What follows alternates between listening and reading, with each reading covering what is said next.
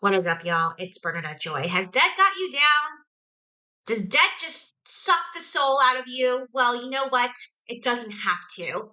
I paid off $300,000 of debt in 3 years. I am now a debt free millionaire, and I am going to turn 40 next year, and I will, in fact, retire early. So, if you want to learn some of the secrets on how you can pay down debt faster and budget better, stay tuned and watch through the end of this video.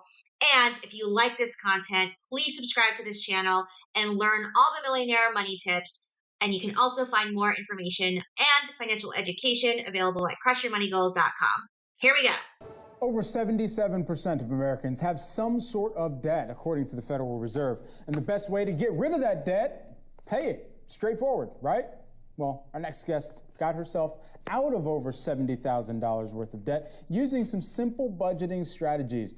To discuss, let's bring in Bernadette Joy, who is the Crush Your Money Goals author and money coach.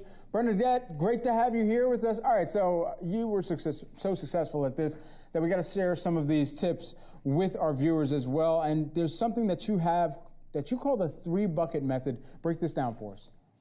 Sure. So a lot of budgets feel very complicated, and honestly, a lot of people fall off of budgeting because it gets boring and really mundane. And so I just put down my budget into 3 major categories. It's strive, revive, and survive. And survive is half of your budget. I suggest that people try to aim for no more than half of their budget going to their necessities, and then splitting the other half of your budget between things that you want, revive, so the happy things, the things that you enjoy spending money on, and then the other quarter of your budget that's focused around paying off your debt and managing your savings. Wow. Okay. And so for people right now that might be watching and say, hey, you know, that boat that Bernadette was in with that $70,000 in debt, that sounds quite similar to what I might be going through.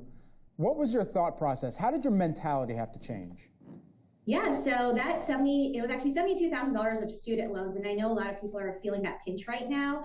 And my thought process was pretty simple. It was, I don't want to live in this debt forever. I want this debt to be a short-term solution for me, which was to go back to school and get a degree. And I don't want it to be a long-term lifestyle. And I think right now, a lot of people just are accepting the fact that debt would be a long-term lifestyle for them. And instead, I really want people to think, hey, I'm in debt right now, but this is not forever.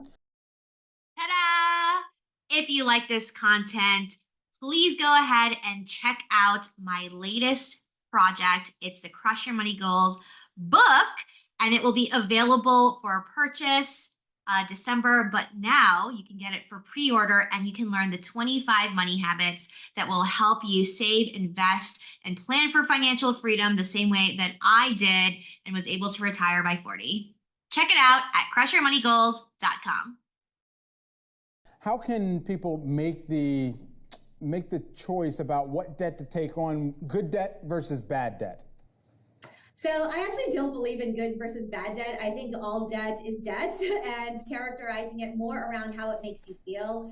So the simplest way that I tell people to focus on paying down debt is around the debt snowball. I particularly am a big fan of it. I had a psychology degree. I also found that it worked for me personally and for many of my clients, where instead of trying to do all of the math and trying to say, okay, well, you know, I'm going to math my way out of this. Truthfully, if you're going to math our way out of it, then we wouldn't have been in debt in the first place a lot of times. So I suggest people to try the debt snowball, which is really just to focus on your lowest balances first. Even if it's 0% interest, even if there's other things that are higher interest, what I found that works really great for a lot of my clients is that it starts to build that momentum. It starts to build that confidence that, hey, I can do this. I'm capable. I'm smart. And also it's just less things to have to worry about later on. You know, it's really interesting. You were mentioning that much of that debt that you carried was from your collegiate experience, from university. And so there are a lot of students that are either just getting started, might be midway through their higher education, and trying to make sure that they're not amassing debt over that time.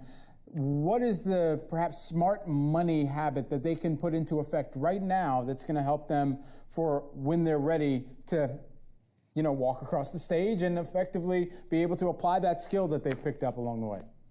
Yes, I actually just wrote an article about this for kind of new grads and first-time professionals, and it's to practice budgeting now. So while you still have the time and while you still have, some of the things that you can control within your expenses, is to get in the habit of budgeting now, even if you don't have a lot of money coming in.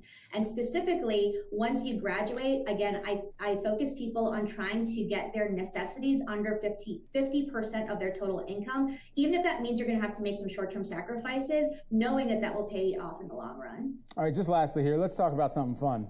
Financial freedom. How did you know when you were truly financially free? You know what I will say is, for me personally, so I'm 39 years old. I have enough money now to retire at 40 next year. And the moment that I felt financially free was when I started looking at that budget and I didn't feel anxious about it anymore. And I know budgeting can be really stressful for a lot of people. And the reason that people avoid doing budgeting is because when you look at it, it makes you feel bad. But there came a point where I started looking at my budget, and it was a couple of years ago where I was just like, I actually look forward to doing my budget. I actually have money that I can spend that I don't have to feel guilty about. All right. Look, well, if you can retire next year, Bernadette, hopefully we can continue talking to you, but enjoy that retirement. Why not? Bernadette Joy, Crush Your Money Goals author and money coach. Thanks so much for taking the time. Thanks so much for having me. Absolutely. If you like this video, stay tuned for more videos I post weekly on how to save, invest, and fast track your financial freedom. And if you like reading, check out my book. It's now available for pre-order in the links below. And it is called Crush Your Money Goals by Simon & Schuster and me, Bernadette Joy, available December 2024. But you can pre-order now and you will get my bonus free course when you purchase my book. See you soon.